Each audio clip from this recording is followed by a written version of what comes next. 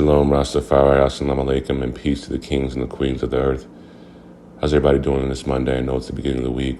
Might be a tough week, but just hold your head. Things will get better. You're alive. You're safe. You have food. It's okay. Just wanted to give a big shout out to everybody checking in and helping out. Again, it's been just a tough time these last couple months, but it's just been really grinding and getting through it. Today, I wanted to go on a subject that I think that not many people are talking about, but June is also men's mental health month, or men's awareness month as far as mental health, men's check-in month. I know it's kind of been overshadowed by the LGBT month, but it's just kind of serious in the sense of, and I don't think that society actually understands how many men out here are struggling mentally. When you grow up in a society, especially if you are 80s baby, 70s baby, hell, 60s, definitely 60s, 70s, and 80s babies.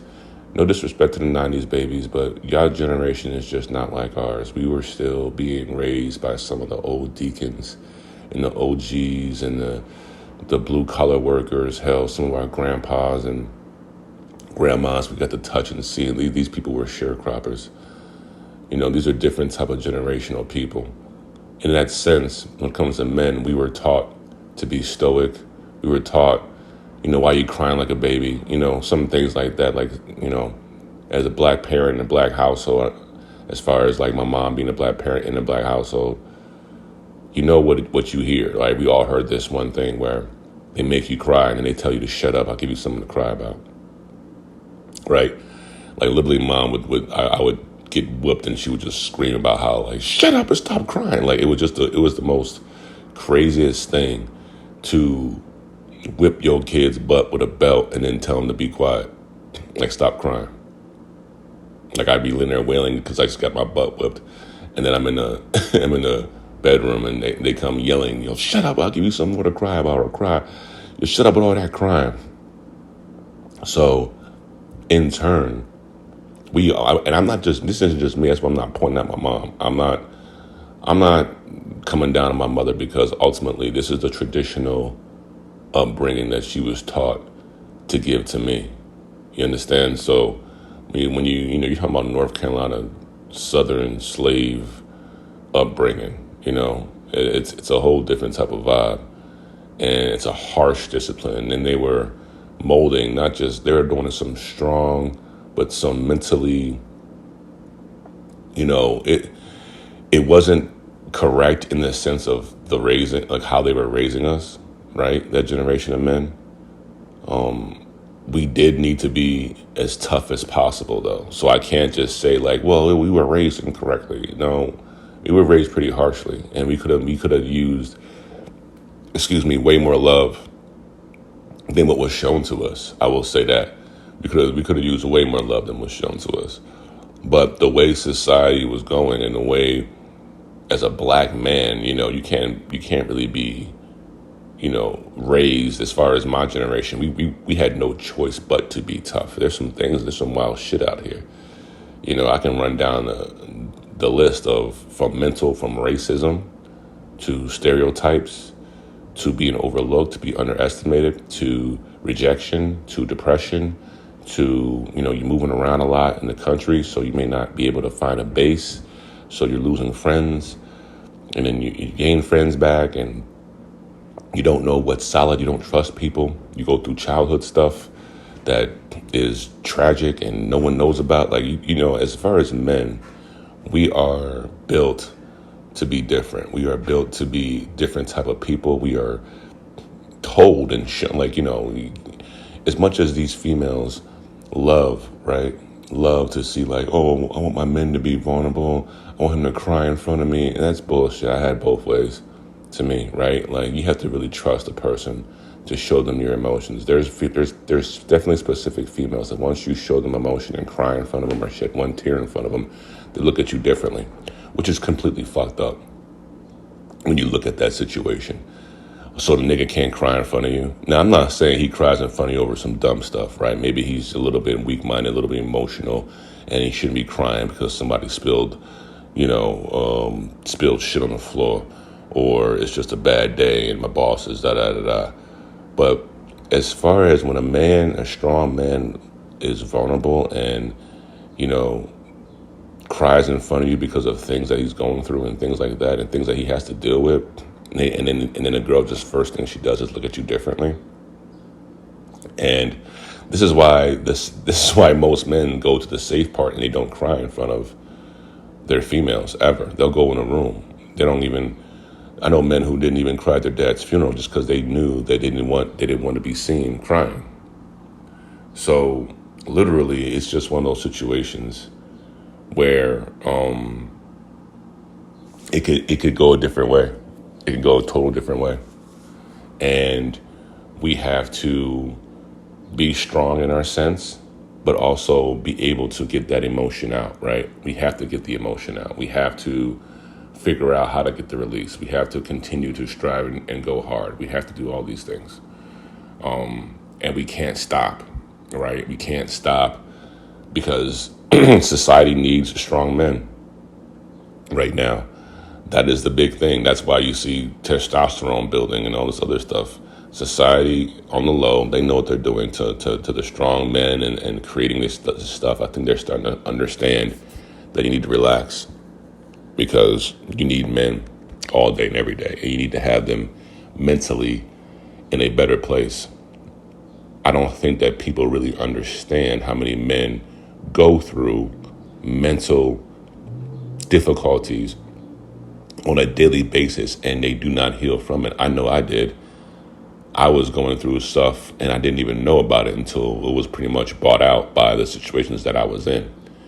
And then by that time you're trying to heal, you're still getting, you ever try to heal and it's almost like you're trying to heal and someone runs and like you injured your knee and you're trying to rehab it. But every once in a while, someone out of nowhere just comes and takes you out on that same knee, putting you back a few weeks. That's what was happening to me. And there's no blame. You know what I mean? It's the situation that I've caused.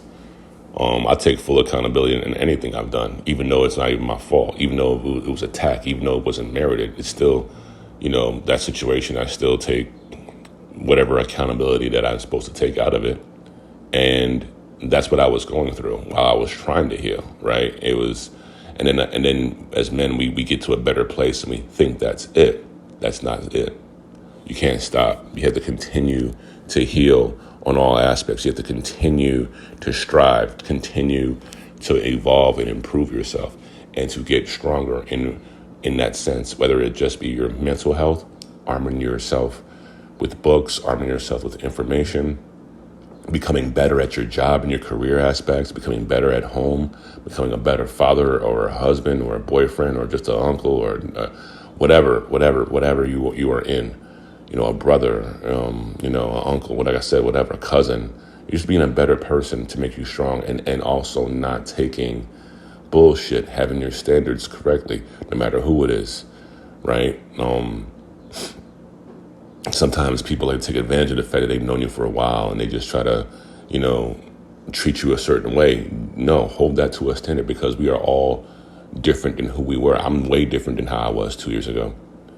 It's crazy how life flashes by you. 2 years ago, I'm way different. And 2 years ago, people were trying to literally end my entire shit. Not like physically, but trying to get me off whatever community this fucking cannabis thing is, or trying to say some false allegations to really try to end me, and it didn't work. And then a year later, they thinking that somebody else is doing it, and it didn't work again. And you're sitting there like, and that's just when you have to be strong, have faith, know that this isn't going to be the last time you're going to go through things. And to get off the personal vibe for myself, there's mental men. There's men who come home every day. They're not happy. There's men who cannot provide for themselves and they want to so bad and they just maybe can't, or they're stuck and they're not happy. They don't feel purpose in their life. They don't feel like they're doing anything. They feel like they're wasting their life. And that is not mentally healthy. Men, we are built. Any real man is built to go get it, right? To go provide, to go protect, to go even just take care of yourself, to become better. We are built in that sense to be that way. You understand? We are not built to just sit around and, I mean, there's some men who play that position. That's fine. I'm not saying you're a weak man because of that. But what I am saying is that most of us, when the time comes, we know if we were in a room full of women, no matter if we did not know them, right? No matter what they look like, they could be the whatever. Doesn't matter. And if we're men and we're in that same room, let's say just having a dinner, and they're on the other table, and someone comes in with a knife or with some kind of object to do harm to these women and everybody else in there, the men will stand up first. They're not going to sit there and be like, oh my God, we're all equal. Did one of y'all know how to fight? No, we will literally die and put our life on the line for women that we don't even know just because they're there. But you don't know what's inside that. Man, I know so many dudes who we've had talks, man, and they've been going through a lot of shit, and you would never know it. Because outside, we all look like we're having fun. We have the big smile on our faces, and we're happy, and we're going through the little dumb shit. But you don't even know. Like, I'm going through shit this week that's just adulting bullshit. Just simple. Let's keep it real. Adulting bullshit. Fine, money is super fucking tight. It's going in, it's coming, da-da-da-da-da. So it's almost like, well, if that was taken care of, mentally you'd be better. No, not really. You know what I mean? Like, it's not all about just having money. That's a surface problem. That's a surface part of it, right? It's even if someone were to hand me $1 million, I'd be ecstatic, but I'd get to work. You understand? It would be like, I made it, gonna retire, live off $100K a year, and go just smoke weed, and I ain't gotta work out. I'm just gonna sit here and relax all day. I mean, if I want to sit here and watch football all day, I will do that. I get to work. I would try, and I would go, and I would maybe even start programs for men's mental health. To me, I think they need to be talked about. I think there needs to be more safe places for men to talk about it besides the fucking barbershop where everybody clowns on you anyway. Or besides a girl who, it depends on who your girl is, right? If your girl loves you, she will rock for you and see you at their vulnerability and love it and not let anybody else see that. But there are some evil females out here that the moment you show any kind of vulnerability, they'll take that and use that against you. And then the moment something goes wrong, they'll throw it in your face. Because ultimately, they just want to take away your weakness, no matter how serious you are. So check in on your people. Check in on your men especially, man. I give a shout out to my best friends, people who support me. I know from London to Hamilton to Buffalo to Florida to fucking Jamaica, UK.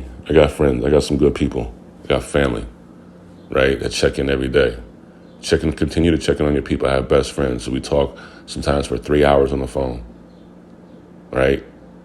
That's legit. And we've been down since 98. I am blessed to have that because I know men who don't have that. So check in on your people. Check in on your men. Ask them, are you okay? Do you need to talk? And if you just offer them that safe space, I challenge any female going out there to find a man who may be in your life who you may not have offered that to, offer it to them. And if you're a man, do the same thing. I offer my line all the time, and people know you can DM me, I will respond right back. There's people who I haven't never met who I would rock for on a whole different level, just because that's how it is. I love y'all. Have a great week.